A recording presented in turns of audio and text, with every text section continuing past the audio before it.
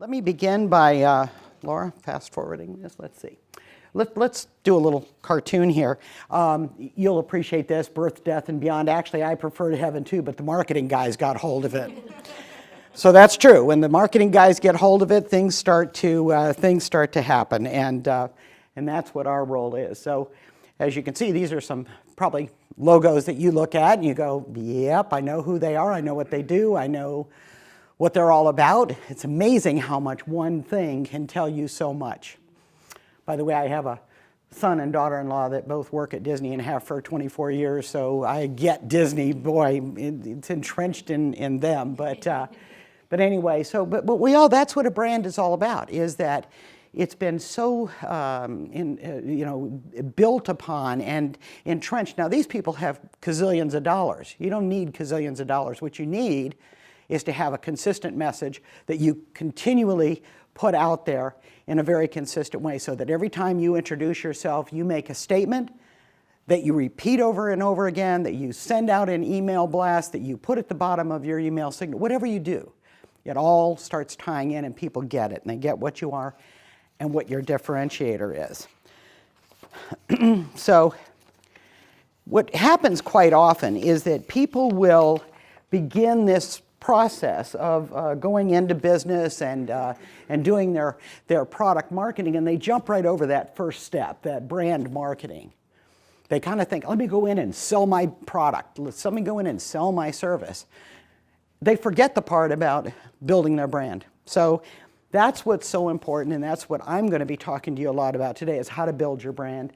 And then this gets into the transactional lead generation marketing that Laura's going to talk quite a bit about. But I'm going to, try to share with you. So let's talk about your brand statement. Your brand statement, and I'm just going to, oops, what happened? This is when I turned to Laura right away. Okay. I must have hit. Should only. Just maybe fell asleep, but it shouldn't. How dare it? By the way, I'm very impressed with this turnout. I sat here, we got here a little earlier than we needed to be, and I was kind of watching 2 or 3 people hanging, and I'm thinking, okay, nobody, in December, why would anybody be able to take a good part of their day and do this? But I'm so glad you're all here. So it has to align with your brand's core values. It's got to resonate with you. You are your brand. It's got to be clear, engaging, unique, and relevant to your target audience. It's got to create a positive emotional attachment to your audience. I heard several things as you were introducing yourselves that were kind of an emotional attachment. I thought, wow, that's really a very cool thing. It's got to echo within your organization. This is critical. You could have 2 employees or 1, but you've got to make sure that whatever your brand is within your group. It's integrated. A lot of big companies sometimes, again, don't worry as much about whether all their people embrace their brand. And we can talk about brands like the Ritz-Carlton and others that have entrenched their brand in their people. That's very important that your associates, your team, your family understand your brand. It's got to be consistent. I will say that word more times than you want to hear this morning about consistency. But truly, without major advertising budgets and everything, you've just got to stay on track with that consistency. Good morning. It's got to be continually reinforced within and outside the organization, and it's got to be able to endure a changing economy and marketplace. So if you heard when Cindy was introducing me that I'm 26 years in this business, I went through that really fun time right around 2008 when I had 24 employees and I was just booking it and kaboom. So I won't get into the gory details, but it was a kaboom. And many of you may have experienced it. I don't know how long you've been in business or anything, but you got to be ready, and you've got to have a brand that can make it through those tough times. Okay, here's another. I'd like to throw these out there.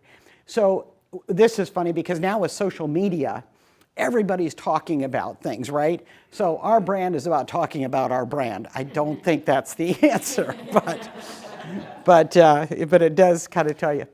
So we came up with brand width, and my associate is going to hand out. She's going to give me a chance to get into this a bit, but about what is your brand width. Now, sometimes when you evaluate your own brand, oops, sorry, I just touched the, you kind of find things out that you maybe are not as happy to hear as you want. But here's kind of a fun way to look at it. Some people see where it says, storm warning ahead, you're a brand NATO. Branding that changes direction whichever way the wind is blowing, believing it will improve its presence in the marketplace. That's a brand NATO. So as you start evaluating your own brand, you say, am I a brand NATO? Am I just kind of going with the flow? Am I a scatter brand? Same sort of thing, but one that's all over the place. You see it one way one time, maybe even in terms of the way that the logo is set up, so it changes. And then there's the brand wagon, where you kind of like the way that Susie is doing her brand, so you're just going to go ahead and just kind of emulate that as well. So when we started defining a lot of these brands, and we decided that what we needed to do is to help find some solutions. So what we've done, and we've handed you all a kind of a fun thing. There's a lot more brand craziness in those, but you can go download our ebook, which will respond to every one of those brands and what you can do to try to solve that problem if you find yourself to be a scatter brand or a brand wagon or whatever it may be. So feel free to enjoy that ebook. On a more in-depth way of doing a brand review, we do a brand discovery session with our clients. Our brand discovery process is bringing all the stakeholders together.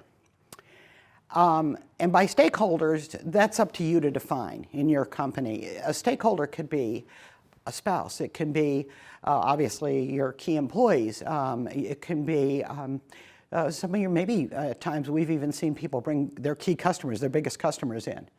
And we'd go through this strategic discovery process. What we do in it is, and I'm sure you've all seen SWOT analysis before, the biggest difference, and I will talk about this a little bit more toward the end of my part of the presentation, is that everything we talk about in that room, and it's amazing when you get even large companies focused on the SWOT analysis. What are our strengths? What are our weaknesses? It's so funny to see that sometimes it's a revelation to each other, and they've worked together for a long time. We had a client that was actually two companies merged together, and they had never sat in the room and had this conversation, but they merged two huge companies, so go figure. But we did this, and it was so unbelievable to see how these people started going, oh, you think that's a weakness? I thought that was a strength. Oh, that's a threat. But it's a good process to go through. And we also do it from the standpoint of thinking like their customer. Put yourself in the customer's position as you do this process. So it's a really, and I'm sure most of you, have any of you done this with your companies, a SWOT analysis? Good, good. And you can come back and do it again. It never hurts because things change and move along. So I would highly recommend that, and that's what we do with our clients, is we do that SWOT analysis. Then we do a brand pyramid. Now, the brand pyramid, and I decided to have a little fun with this and think about this Chamber of Commerce. So if you start at the bottom of the brand pyramid with the tangible benefits of this chamber, what would some of those tangible benefits be? Tangible. How about this Biz Academy? Courses like this. Exactly, thank you. Networking events? Networking opportunities. Networking opportunity? Absolutely, absolutely. Anything else? How about that membership directory that's sitting back there on the counter that we all can enjoy and refer to?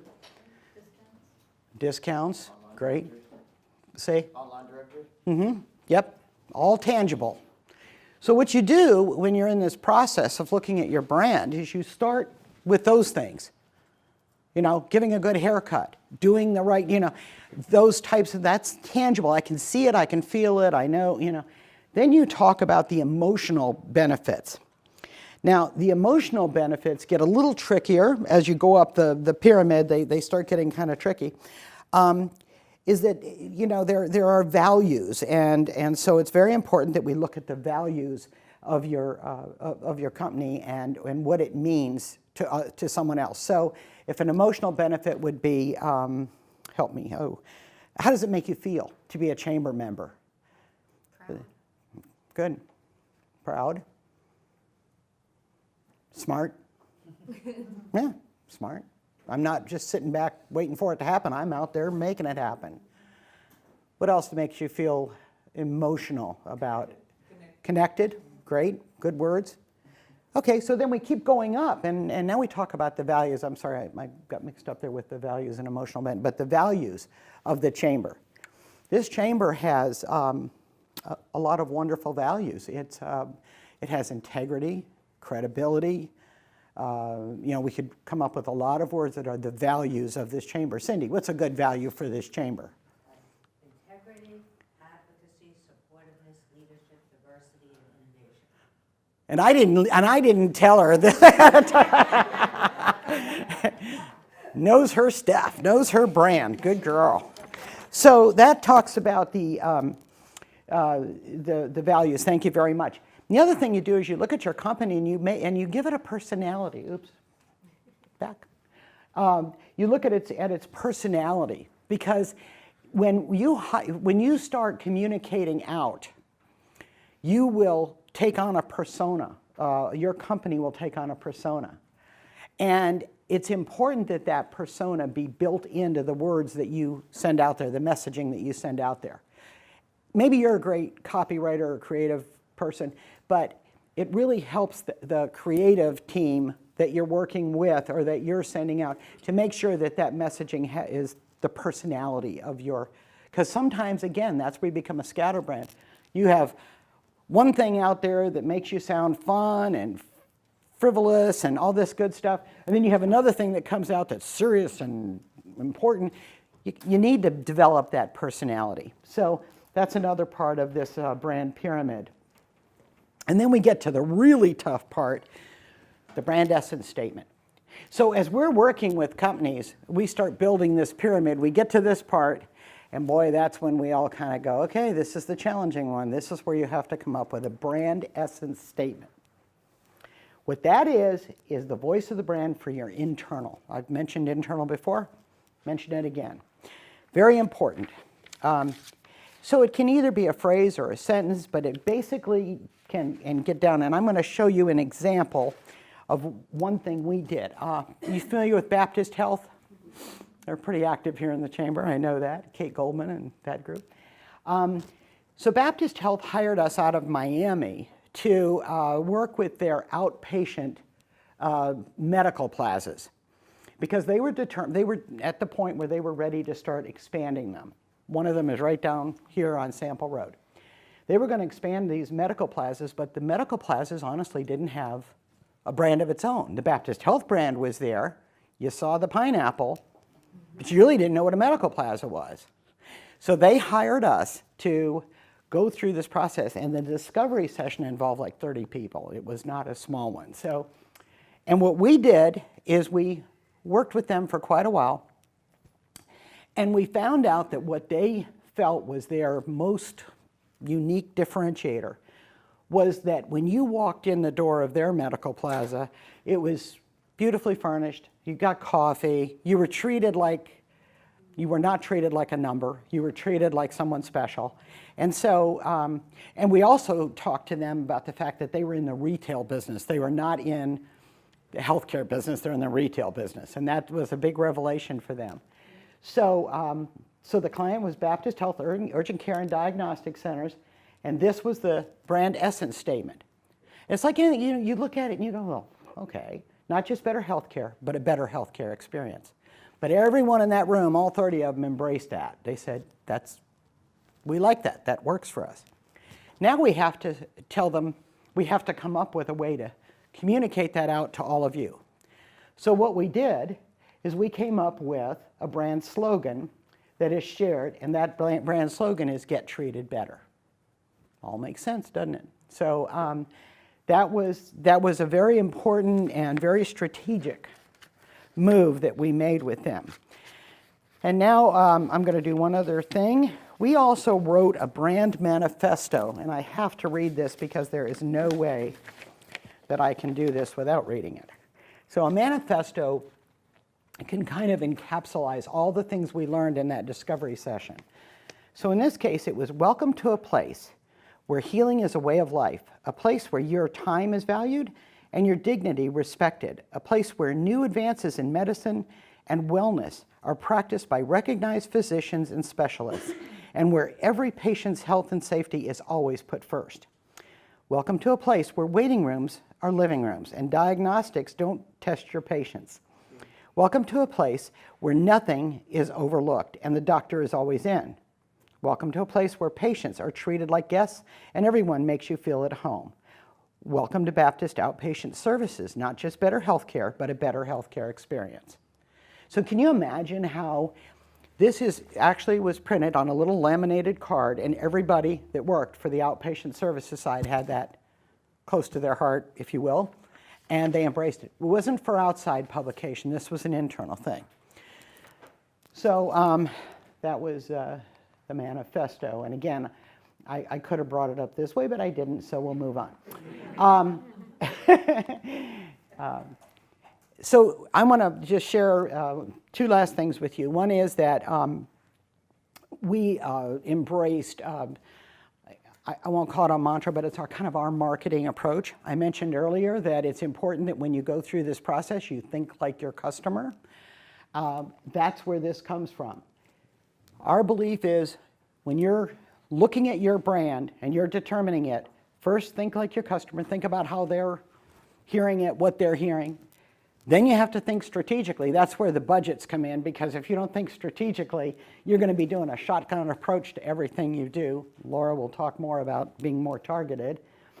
Think creatively, come up with those lines or statements or messaging that put you above your competition and get people's attention, and then think results.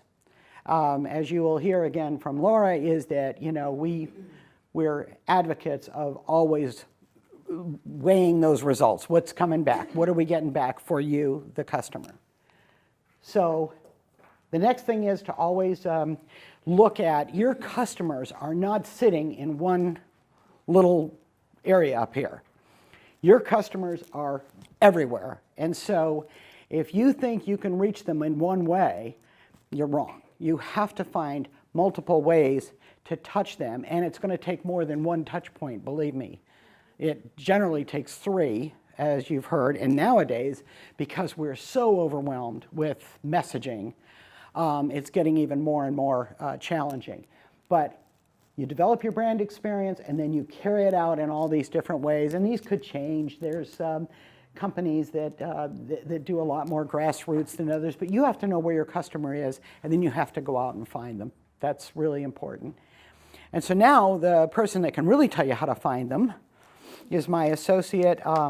She is just the best thing that happened to the agency 6 years ago, and I'm serious when I say that.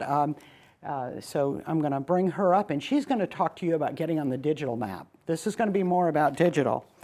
Okay, so we all know how important it is these days to be online. Everybody's online looking for everything that they need. We're going to start with another cartoon. This is one of my favorites. We need to rethink our strategy of hoping the internet will just go away. Okay, guys, it's not going anywhere.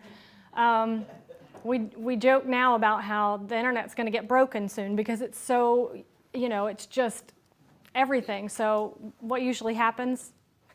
Murphy's Law, it's just going to break. But for now, it's not going anywhere. So it's important that you're aware of what you need to do from a digital perspective, and just make sure that you have a presence. That digital presence really starts with a foundation, which is your website. There are very few companies out there these days that can get away without having one. You can't be successful, you can't grow your business. It's important that you have this foundation. This is your website. So is there anybody in here that does not have a website or a web page of some sort? And what kind of business are you in? Insurance.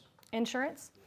Do you find that most of your business comes from word of mouth and all of that? Or do people say, hey, do you have a website? Do you get that? That's kind of why I'm working on the website. Yeah, yeah. But, yeah, I Yeah. see the importance, obviously. So 90% of all purchase decisions start on the web. What, sir? Yes, I don't have a webpage. And what kind of business are you in? Consulting. Consulting. The thing Okay. is that I believe that it's very difficult that somebody with a problem in his company is going to look for a website. Generally, they go to ask other people, and I've been living with referrals with this. Referrals are super important. You'll probably see that a lot of referrals are now made online as well. But with 90% of all buying decisions starting on the web, people could be researching different products or services. You want them to find yours. They could be, checking out the credibility of your site, looking at your reviews, looking at your website.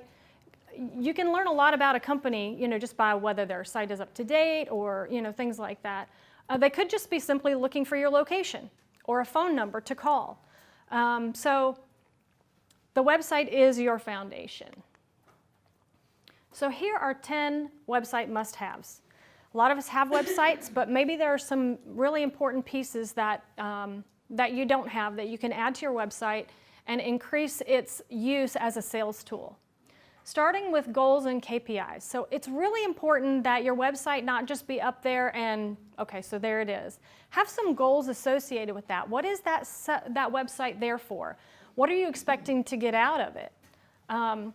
What are some of the measurements that you would want to look at on your website in order to determine if it's a successful sales tool for you? Calls to action. You need the buttons that say call now or order now or learn more. These are the calls to action that are important to have in order to get engagement. People will read, but don't you want them to interact with your site? And those calls to action will help you get that engagement. Lead generation forms. Okay, a lot of people go to the web, they read about it, maybe they want some more information, or now they want to talk to a person. They're going to fill out a form. It's important to have those types of forms on your website so that people can reach out to you without necessarily picking up the phone. The younger generations now prefer to just fill out a form and then have you call them back, or email. They probably just prefer an email, to be honest. Those things that we carry around, those little computers, are not phones for them. A contact page. So it's important that you have a page on your website that gives all of your contact information. That way, if they would prefer to call you or drop in or fill out a form and get a call back, all that is there for them. It also tells where you're located, how many offices you have, what your hours are, things like that. Benefit statement or unique value proposition. What makes your company or your service product better than your competitors? Make sure that is up there front and center on your website, preferably on your home page. A lot of websites have those sliders now. It's a really good place to put benefit statements and unique value that your company offers that your competitors do not. A pleasant user experience. I think we've all been on websites where we couldn't find what we wanted or it didn't work right. Make sure that user experience is pleasant. It could be just the images that are on the site. If you have the right types of images that draw out those emotional connections, those are good. Interesting and informative content. Yes, you want people to actually read what's there. So make sure that the information is accurate and it's interesting. Internal links. What that is, and you may have seen this as you're reading a paragraph on a website and there'll be a little link, a couple words that are highlighted. When you click on them, it takes you to another page within with more information about that. That's really good from an SEO perspective. It drives people deeper into your website and lets them view more pages, which gives them access to more information. Social media integration. If you are doing social media, make sure that it is integrated into your website, that people can click and follow you or click and go to your Facebook page or whatever it is. A lot of sites actually have like their latest feed. If you go to our website, you'll see our social media, whatever the latest Facebook posts are, right there on our page. And then make sure that they're mobile friendly. Google has decided if your website is not mobile friendly, you're not going to come up in the search results anymore. So this is a really critical thing. This is a piece that it's becoming more and more and more important. So, go to your website on a mobile phone and see what happens. If it's not built for mobile, even if it looks okay and you can read it and you can, scroll in and, zoom in and stuff, Google, if it's not built for mobile, Google recognizes that it's not built for mobile. And if somebody is on their phone searching for something and you have the perfect solution, you're not going to come up in the results because Google won't put you there. Google's reputation is that we're going to provide the best possible answers to your questions. And if they don't continue to do that, then they do not remain the top search engine. So they're going to always be changing things to make sure that they're providing the best information for the people who are searching. Any questions on any of these at this point? No. Okay. So we talked a little bit about search engine optimization. Does everybody know what that is? Is there anybody that doesn't understand? So search engine optimization means that you are optimizing your website to come up in those search results. Again, it's really important that if people are searching for something and they Google it, that you come up. So we've all seen the ads at the top, and then the rest of the results are what we call organic results. You want to show up in those organic results. Takes a while to build that up. SEO is one of those not inexpensive things, tactics, but it's really important. A lot of people have a hard time investing in it because it doesn't feel tangible. It's very technical. If you have somebody doing SEO for you and they're trying to report back to you, you're like, I don't know what you're talking about. But it's really important, like, indexing keywords, backlinks, on page, off page. What is all that? Right? So, yes? Is this, because I'm hearing that if they built the site with WordPress, it automatically is showing up, like your pages are showing up in Google. Is that similar to what you're talking about? So WordPress is a great platform and it has a lot of great tools for SEO to make it a lot easier, but it's not necessarily automatic. So just because it's Google friendly and the architecture that it's built in doesn't put up any kind of barriers to the search engines, doesn't mean that you're going to come up, high in the search results. There's a lot of things that contribute to that, and it's kind of important to at least look at some of those things. There's a lot of people out there that claim to do SEO. Some of them say, we guarantee your website's going to be on page 1 for certain keywords. Well, those keywords probably don't have anything to do with your business, or they're very, very general. They're not going to drive relevant traffic to your site. So anybody that's guaranteeing page 1, you have to be a little bit, wary of, because you can't guarantee it. Google could change their algorithm tomorrow and you're not on page 1 anymore. So, yes, ma'am. I haven't seen like a lot of businesses using AdWords. Is that still like keen to use, or is there other tools for SEO? Well, there's a lot of different, AdWords is not SEO. So AdWords, it brings you up in the search engines up at the top because you're paying for that spot. AdWords is paid advertising, which is different from those organic results that I was talking about. If you can do the paid and you're doing the organic, that's the best because you're up there twice and that adds credibility to your brand for people to see you in more than one place. But, and AdWords, now called Google Ads, Google likes to change things on us all the time, are an important tactic and a possible tactic if you have the budget for it. And we'll talk about that a little bit more. So people are concerned about whether their SEO is really a tangible thing, can it be measured? And in fact, it really can. So you need to go back to those goals that we talked about for your website and make sure that if you have goals that relate to your website, as you're doing your SEO tactics, the different things that need to be done for that, that you're measuring against those goals and that your SEO is working. But it is not a quick fix. It takes a while to build this up. But I will tell you, it's important. It's important. The content part too. They got to develop their content. Right. That's part of SEO is the content on the site. It's important that you have all the keywords that are going to drive people. The tags on the back, that your images are tagged. There's just a lot of technical pieces to it, and we're happy to talk to anybody that has other, additional questions. But I could talk about SEO for the whole hour and a half, and I don't think we want to do that. The thing about SEO, though, if we're going to measure it, we have to look at the analytics. This is really important. Even if you're not doing SEO, analytics. Who all here has Google Analytics on their website? Do you know? Are you looking at it yourself, or you have people that report back to you? People that report back to you? Okay, so there's a lot of options for analytics out there. Google Analytics is great because it's free, number one. And it offers a tremendous amount of information. If you can look at those goals and those KPIs that we talked about and measure them, through your analytics, then you're going to learn a lot. This is just like a top-level audience page of a website. It tells you how many sessions, how many people, came to your website, the page views, how many different pages they looked at, how many pages per session on average, which is important. If people are coming to your website and they're looking at one page and then they're leaving, they're not looking at any of your other pages, then you could look at some of those internal links to drive people in, get some engagement, get people to look at other things. But if you think that they're looking at 8 pages because you never went to your analytics to see that they're looking at one, you can't just make those types of assumptions. You can look at the average session duration.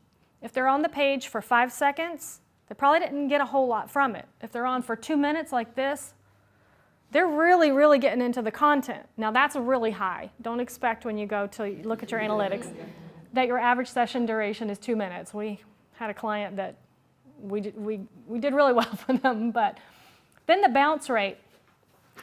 What the bounce rate measures is if somebody comes to your website, hits the first page, and then leaves. It's counted as a bounce, which again means that they're not really getting into the content within your site, and it's important that you try to keep that down. A 40% bounce rate is really, really good, especially if you're doing some kinds of digital advertising where you're driving a lot of traffic, but you don't know 100% if it's going to be relevant. But you want to keep your bounce rate under 50% if at all possible. Looking at how many of your sessions are new sessions versus returning visitors and things like that. So these tools are free. You need to look at this data. It'll help you make decisions about what content to add to your site. Is it a separate app? Is it a Google Analytics? Yeah.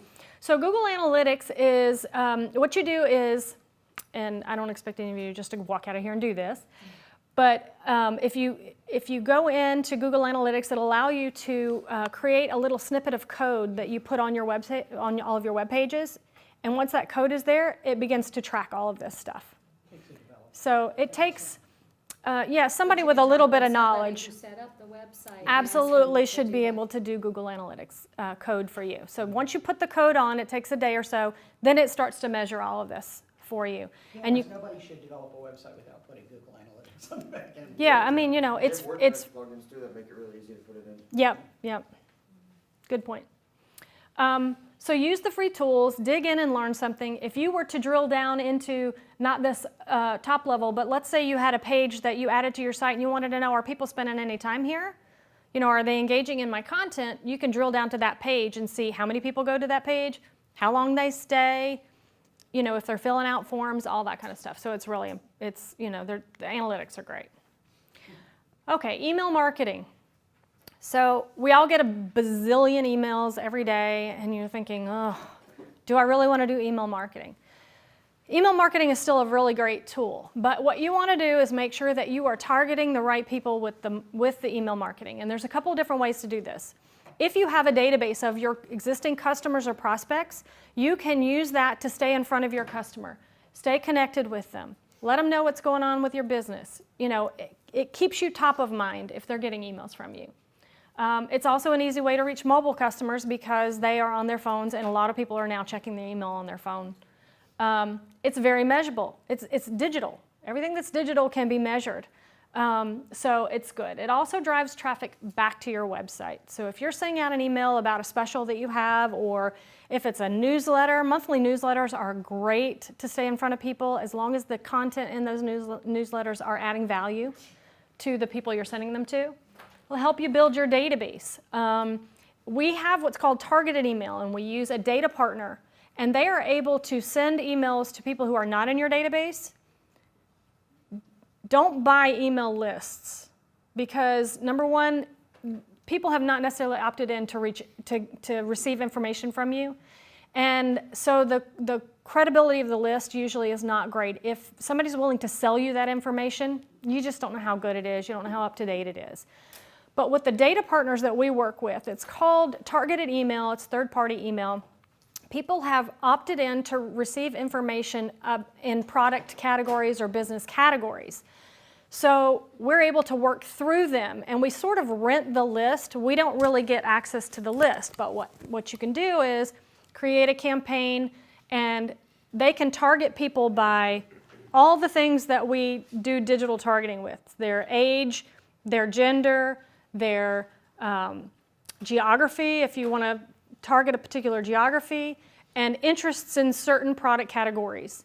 For example, you're a pet food distributor and you want to reach pet owners. So we can actually determine we're going to hit all cat owners in Coral Springs with a household income of $100,000 or more, because our pet food is really high end.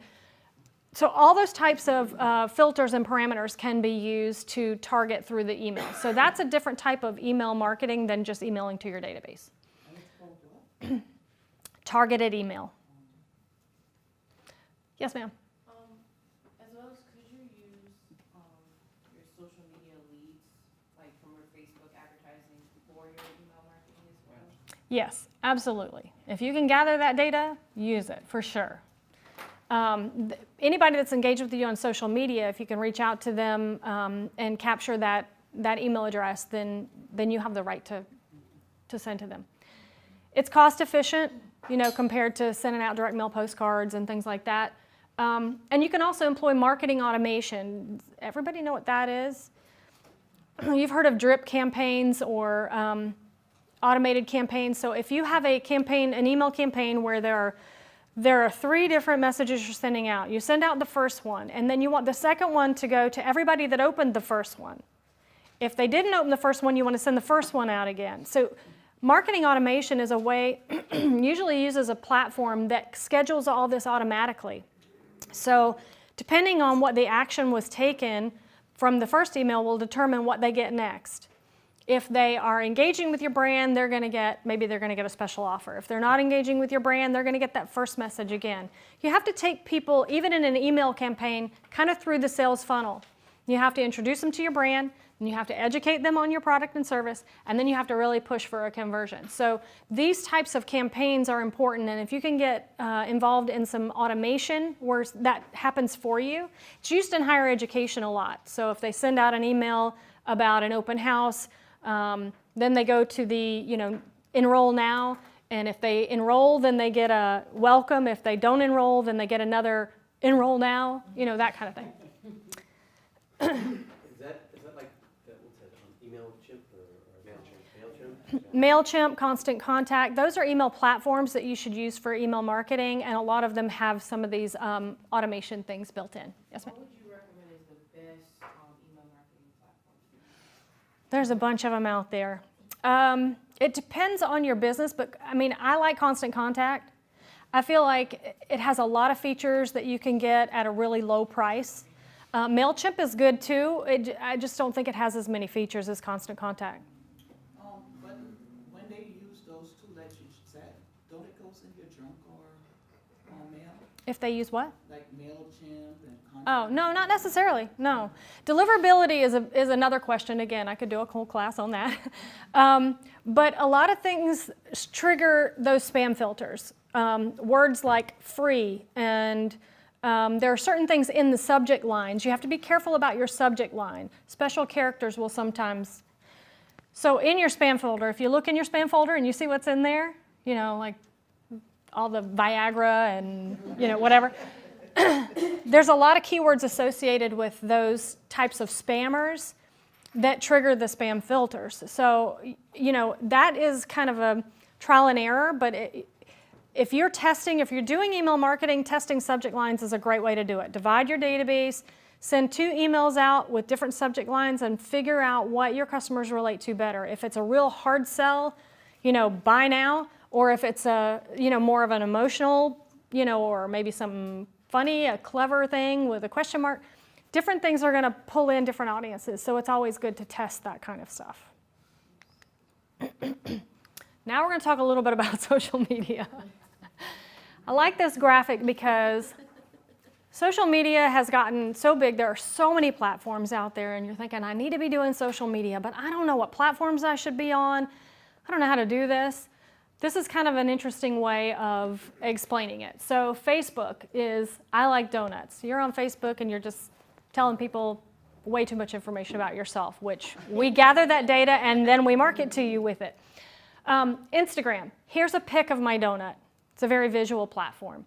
Twitter, I am eating a hashtag donut. It's more about what am I doing right now. Snapchat, my donut will disappear in 5 seconds. This is where all the kids are. LinkedIn, my skills include donut eating. And YouTube, here's a video of me eating a donut. So you can tell that they all have different kind of personalities to them. Some would relate to your business, some wouldn't. Social media strategies are very personal, based on your business, what kind of business you're in, where your customers are hanging out. You know, you want to be where they are. But social media is also one of those things that takes a lot of time and commitment. And sometimes it feels intangible as far as being able to measure ROI. We're going to talk a little bit about ROI. It's important when you put that $500 out there that you know whether or not it was worth, you know, putting it out there. Yes, sir. Doesn't it also depend on the age range of people? Yeah. I started with MySpace. So, Oh, you're dating yourself. Yeah, so one of the cool things you can do is Google is our friend, right? You can get a lot of information there. So you can actually Google what are the demographics for Snapchat? And you'll get all kinds of information that tell you most of the people on Snapchat are between the ages of blah, blah. They are gender this, they are interested in that. So Google it and find out, you know, you can really learn about which platforms you think are going to benefit you. And you do not have to be on all of them. It's better to do a really good job with 2 than to do an okay or a bad job on 6. You know, because when people go to your LinkedIn page and don't find anything, there's no value there. So, you know, decide based on your business what's the right platforms. And if anybody, you know, wants to talk to us about that, we're happy to do that as well. Has anybody heard of programmatic digital advertising? This is one of those kind of technical terms, but it's a type of digital advertising that we're getting all day, every day. Every website that you go on that has ads on it, you're probably being served those ads based on the programmatic technology. So it's important that when you're doing digital advertising, and that means banner ads, you know, that you see that pop up, that you're giving the right people the right message in the right places. So in order to do that, the data in the middle drives that, and that's what programmatic technology does. So it is based on behavior. If you're online a lot and you're searching for certain things, or you are visiting a lot of sporting good websites, or you're looking at car dealerships, or any of those types of things, those are your browsing behaviors. If you buy certain things online, if all your pet stuff comes from Chewy.com, that data is out there. And it sounds a little creepy, but yes, we're following you around. And what happens is that based on that behavioral data, ads are served up to you that are relevant to you. And it feels a little creepy sometimes and it can get annoying, but the ads are going to be there regardless. So if you're going to get served up ads everywhere you go, you know, wouldn't you rather at least they be relevant? It might actually be a great deal or something that you're looking for, and you can get some great information from that. So programmatic digital advertising is just kind of the latest in the technology that really, really highly targets the ads. You don't have to pick, you know, so I'm in healthcare, so I want to be on a healthcare website. People who are researching certain types of healthcare then go to ESPN.com to check the scores, right? So if your ad shows up there, then it's relevant to them because they were looking for that information, but it doesn't get lost in all the other sports ads. Yes, ma'am. So then, wouldn't you say this would be the best way to market your business then? Well, not necessarily the best way to market your business. If you're going to do digital advertising, this is the way to go. So we're again talking about paid advertising versus, you know, organic marketing and things that you're going to do that you don't have to pay for. Pay-per-click, programmatic digital advertising, these are all paid advertising tactics. And they all work great, especially now that you can target your audiences really well, but it does cost some money. And how do you locate that, probably, The ability to do this? yeah. There's also, You have to work with either a company that does this, and that's all they do, like a digital advertising company, or a marketing firm that handles that for you. With a marketing firm, you're getting a little bit more of a well-rounded thing. That if it's just a digital company, they're not as focused on your messaging and your brand and the consistency and all the stuff that she talked about. You know, a marketing firm will be a little bit more cognizant of making sure that the ads that you're putting out there not only are converting for you, but they also follow your brand strategy, and it's a little bit more strategic. But it's not something you can do yourself unless you know all about the trading desk of digital advertising, which, you know, I don't even do that. I have people that do that. So it's a great way to go if you're going to do digital advertising, paid digital advertising. Does that include like boosting in Facebook? Boosting is a form of paid advertising, but it's not programmatic. So Facebook has a programmatic platform built in. If you're going to do paid advertising on Facebook, they do the same types of targeting. They just show the ads on Facebook, but they're showing them to the right people based on their profiles and the stuff that they talk about on Facebook. Everything you talk about on Facebook, Facebook is tracking all of that data, and they use that to then give, you know, serve up ads to you that are appropriate for, you know, and relevant to you by the people who are paying them to do that. Is that a new thing on Facebook? The ads? I still have the boosting before, but I've never seen one titled programmatic. No, it's not titled that. You would never see that necessarily, but it's called the Facebook Exchange. And when you do any kind of paid advertising other than boosting, so boosting is you post it, you can boost it, you can put $10 on it, and it'll increase your reach. But if you do paid advertising, which is a little bit different, then you are doing actual display ads that require some creative. And then they are serving up those ads to all the right people at the right place at the right time. And you can set your budget for that. So, you know, you don't have to put $1,000 into doing a Facebook ad. You can set your budget to whatever you want it to be. Obviously, the higher the budget, the more people they're going to reach with your ads. But in Facebook now, you can geo-target. So you can pick the area, you can pick the household income, you can pick, you know, even to some degree, job titles. LinkedIn advertising is great if you know I need to hit city clerks with my ads. They are the people who are buying my product or service. Then you can target people by their job title on LinkedIn. So they have paid advertising too. Everybody has it now. Everybody's got to be supported in some way. Any other questions? Okay, website retargeting. We've all had this happen to us, and it's creepy too. So if we go to somebody's website and we're looking at their products, and then we go to Facebook and then we get an ad for their product. Yeah, happens all the time. But the good thing is that you could be looking at that product still and get a better deal, you know, because a lot of companies are selling the same stuff out there. But how it works is just, you know, in a nutshell, is this visitor uses your website, and then it puts a cookie on their computer that says, you went to that website. Then when they go visit other websites like ESPN.com or wherever else they are, even on Facebook, the user has served your ad based on the fact that they had been to your site before and they have that cookie. And then a lot of times that will drive the person who was thinking about making a buying decision but hasn't done it yet back to your site to actually convert. So we see a lot of a much higher conversion rate for people who have already been to your website and are sent back there. So this is a really good tactic as well. So as a marketing firm, our bottom line is to make sure that we're providing a relevant and consistent brand experience, and content experience across all devices. So not only across all channels, but across all devices. So if we're on a computer, or if we're on our mobile phones, or wherever we are, we're flipping through a magazine, the content, the look and feel, the personality of everything that we do for our clients is going to be consistent across all those channels, because that helps build the brand, just like Chris was saying. And your bottom line is about calculating ROI. So this is the formula for that. Are we all comfortable with this math? All these years, like, why would you want algebra?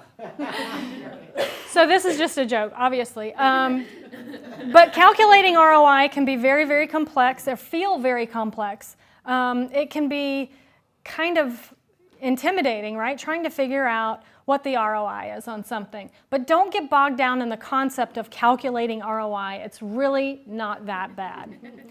So the key is in our mantra, which is track, measure, manage.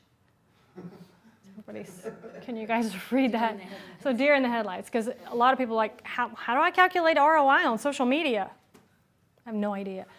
So it's important that you track everything that you're doing, if at all possible. There are ways now to even track billboards with vanity phone numbers and URLs and things like that. So tracking has become super, super, super important. Track everything you're doing, measure the performance of the campaigns that you're running or the tactics that you're using, and then manage to that performance. Take that information and optimize and manage your campaigns based on that. It really, really helps to calculate ROI if you understand what the lifetime value of a customer is for you. It could be $100, could be $100,000. What is the lifetime value? The barber left. I was going to use him as an example. Once you gain that customer, if you're giving him good haircuts and he's coming back, once a month, and your average, customer stays with you for 2 years, then you can kind of calculate what the lifetime value of a customer is. If you have a business where they only need you one time, then it's easy to figure out the lifetime value because it's whatever you charge them the one time. But it's kind of important to understand what that is. So let's say that the lifetime value of your customer is $100. And your close ratio is 25%. So for all the people who come to your website and fill out a form on your website, you're able to close 25% of them. So 1 out of 4. There he is. We were just talking about you.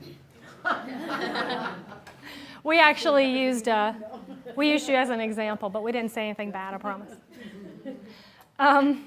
Okay, so the value of your customer is $100, and you have a 25% close ratio for people who fill out forms on your website.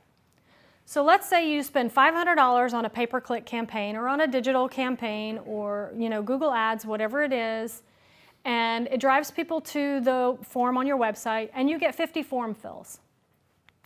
So really the cost per form fill that you're spending is $10. It's pretty simple math so far. So if you're closing 25% of all the people that fill out the forms, then you should have been able to close $1,250 worth of business off of those form fills for your $500 investment. You guys with me? Yeah. So basically your ROI is 2.5 times what your investment was. So it sounds complicated, but it's really about being able to assign a value.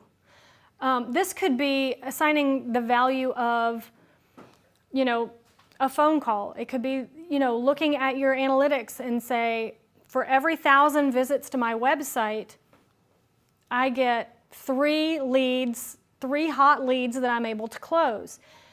So now you want to make sure that you're driving as many thousands of visitors to your website as you possibly can. Understanding where your customers are coming from, where they're engaging with you, and the value of the different actions. Looking at things like what actions indicate buying behavior. So I know that if, out of every 5 people that go to my contact page and look at the map, at least one of them walks into my store and buys something.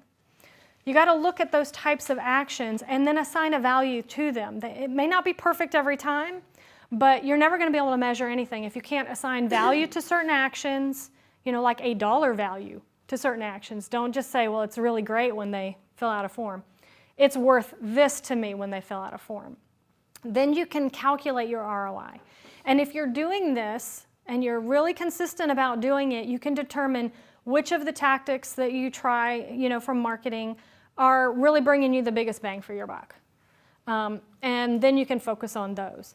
Testing is really important. Go in with a small budget and try something and see if it works. And if it works, great, then expand. Because obviously, if it's one of these situations where for every $500 invested, you get $1,250 back, you then determine, was that worth it? Is 2.5 times ROI, is that good enough for me? I would say yes, but that's completely up to you guys. So, I guess we're up to more questions. I got through it. So that's the end of Laura's presentation. Great job, I think. One of the awards Cindy didn't mention that I received was the Good to Great Award, which means it kind of all hails back to bringing the right people on the bus. Sorry. Bringing the right people on the bus, and as you can see, I think I did that certainly with Laura. We're here to answer any questions you might have. I know you've been kind of asking them throughout the presentation, but we're pretty much sure. Is there any questions anybody wants to throw out there? Or any kind of tactics that we didn't talk about because we just can't cover everything. Yeah. Something new I've been experimenting with, I want to know your opinion, I guess, on it, the chat box with Facebook and integrating that with Facebook ads to get leads directly through Facebook without even someone having to leave Facebook.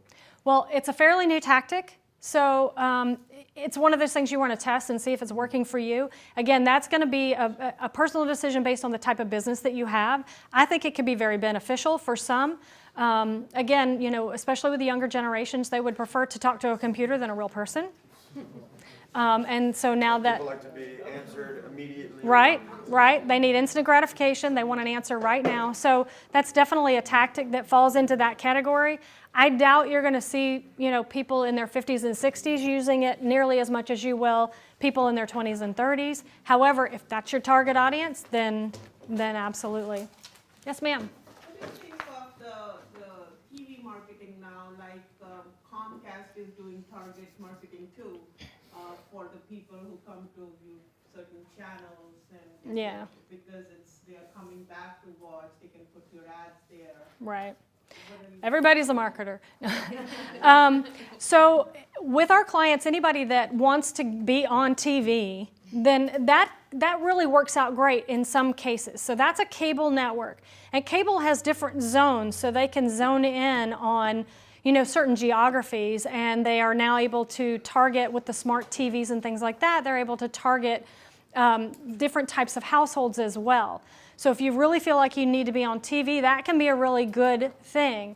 But if you're really trying to cover a larger area, and by the time you buy all the zones, you could have done broadcast. And so it comes down to your budget and what you can afford. If you really want to just touch a small area, especially in the Broward County area, if you buy broadcast, you're buying all of Miami-Dade and Broward. And if that's a lot of waste and it's really expensive, that doesn't make sense. You want to just hit like zones within Coral Springs. Then cable is a great alternative where you can get on TV without having to spend the big bucks. Yes, ma'am. I guess in a sense you could just video yourself and put it on YouTube and then do the marketing on that back end, or just utilize the Facebook or Instagram Live rather than just do it. Yeah, so producing a professional commercial is not cheap, and people are so used to seeing, it's very genuine and authentic when you're doing an iPhone video if it's appropriate to what you're selling. If you're, that may not necessarily be the way to go if you're an attorney. You want a professional commercial put together or whatever. But the great thing now about the internet and all of the online channels is that you can repurpose. If you do invest in creating a commercial, or even if you do it yourself, there's a lot of different places that you can repurpose that video. It can be on Facebook, it can be on your website, it can be, on a lot of different channels, so you're getting a lot out of your investment. Did I answer your question? Yes. Okay. In our obviously anyone can hire you and you can perform all these tasks. Absolutely. You know, I'll write you a check after. we'll think about it. Who has time for this? This is your job. Right, yeah. Yes, ma'am. My question is not exactly for the two of you, great presenting. But somebody had stated in the audience, they felt creeped out by a retargeted ad, and I was curious as to why. So sort of lobbing it back. What made you not like that? What about it did you find creepy? I don't know who I said could it. answer that. Yeah. I'm just curious, Okay. if it's okay. For instance, I went on one website, right? And all of a sudden I'm on Facebook, which has nothing to do with what I was looking at on the website. And there is the same company right there in my feed. And when it first happened to me, because they're happening a lot now, I was like, this is just ridiculous. These people are tracking me, so it's kind of feel creepy. And I'm a medical professional, so you start thinking about so much other things right there of what could they be checking on now. Because if you're in your bedroom searching for a topic outside of your business, and now you're doing business and this personal thing pop up in front of you, you're gonna be like, oh no. So that is creepy. It is creepy. Everything is data driven, but at the end of the day, you're being tracked whether you realize you're being tracked or not. So it's really, I mean, one of the things to take away from this is that be very careful what you do online. You can open an incognito window if you're really creeped out by it, because they can't track you in an incognito window. But the technology has gotten to the point now where they can track you from device to device to device. So we do campaigns for BurgerFi, and we know that if somebody opened the email and they went to the BurgerFi site, and now they're driving past the BurgerFi location on their cell phone, and they didn't even do that on their cell phone, it connects these devices and can serve up an ad, hey, turn here, you know. So Immediacy that creeped you out. If you get a direct mail piece a week later, you wouldn't be so creeped out. I mean, I agree with Ferris. It's more than just the immediacy. It's an invasion of your personal privacy. Right. So, and it's doing it through data. I mean, companies prefer data. That's how they're selling. That's how we're all selling. That's why we're here. But if one person goes to one specific topic, just looking for something, and then all of a sudden you're on a very disparate topic somewhere else, and then all of a sudden the topic that you were on shows up. I think it is kind of like a worm. You know, literally, it is a worm. it's infiltrating. That is following your very actions. And if you had a stalker, it is a stalker. It's a data stalker. Right, so there are ways to avoid this, okay? Exactly. It is a data stalker. So I can very much appreciate, I mean, it happens. There's nothing really we can do about that unless you do. And then Well, there are. Oh, So, okay, great. yeah, so if you're concerned about this, go into the settings on your computer. I'm not concerned. You can set things like if, don't allow for cookies. You can tell your computer don't allow cookies. Apple doesn't allow cookies, by the way. That's something, they have other ways of tracking you. But like you can, If you there's delete no, the cookies, will it go away? you can delete the cookies and then you won't get those ads again right away. But you can also set your settings on your computer to automatically erase your history and your cookies every time you shut down or every time you boot back up. So that's another thing that you should do on your computers is turn them off completely. I'm guilty. At least, every few days or once a week or whatever. On Friday afternoon, shut your computer down and leave your office or whatever. Same with your phone. Because if you have your settings where, at boot up or at shutdown, it erases all of your history and all of that, then you don't have to worry about it as much. But a lot of us kind of like that. We like our history because then when we go to get to something, we can get to it much quicker. And, so it's a catch-22. You like the convenience of it, but at the same time, then you don't like the other part. So, yes, ma'am. I just want to say this is really good presentation. Thank you. I learned Thank a you. lot. I'm currently taking informatics because I'm doing my doctorate, and I hate that class because it's talking about stuff that I've never heard of, and I'm just counting down the days that However, technical. they brought up a topic called AI, which is the artificial intelligence, That's right. and everybody needs to go read up on it. Yeah. Yeah, We're talking about creepy, wait till you read up on Yeah. that. right. What she said about everything is being tracked, they literally is collecting big data, which is a magnitude of data on all of us. So soon you're gonna find out that this is like a robotic world. So if you want to Yeah. really find out about what's happening out there, go read up on AI. Yeah, and there are programmatic digital companies that are now using AI to target you for your ads. I mean, that's just starting to come into the picture, and it still needs a lot of perfecting, but when it comes to targeting you on ads, they're using artificial intelligence to determine that, you know, you're on this computer during the day and you probably will not respond to an ad because you're busy at work, but when you get home and you're on your phone and you're watching TV and you're looking at Facebook, now you might respond to an ad and then they'll serve it up to you. So like, It's a whole new world. it's pretty You know, crazy. I have to laugh that when I started the agency in 1992, I said, well, I don't need a computer on my desk. We only need one for the artist and for the bookkeeper. And now here I am. I've got like 3 of them on my desk, and I'm In her going what? after them all the time. And I'm like, and in my purse, and so it is a whole new world. But on Do you another want- quick point, and we'll stop. My husband has everything turned off on his phone. He's so freaked out about privacy and wanting to, which is great, except when you want to Yelp something or find or use your GPS or he's like, got to use my phone because I've got everything turned on. So Yeah. there's the good and bad of it. The location targeting is big. Burger King just came out with a new campaign that they're running. I don't know if you've heard about the Whopper Detour. So if you have the Burger King app on your phone and you drive within 600 feet of a McDonald's, it'll give you an offer for a 1-cent Whopper at McDonald's. So you don't go to McDonald's and order the Whopper, but you can, if you are within 600 feet of a McDonald's, you can hit that order button and order a Whopper and then go pick it up for a penny. At McDonald's or at Burger King? At Burger King. You have to go to the nearest Burger King.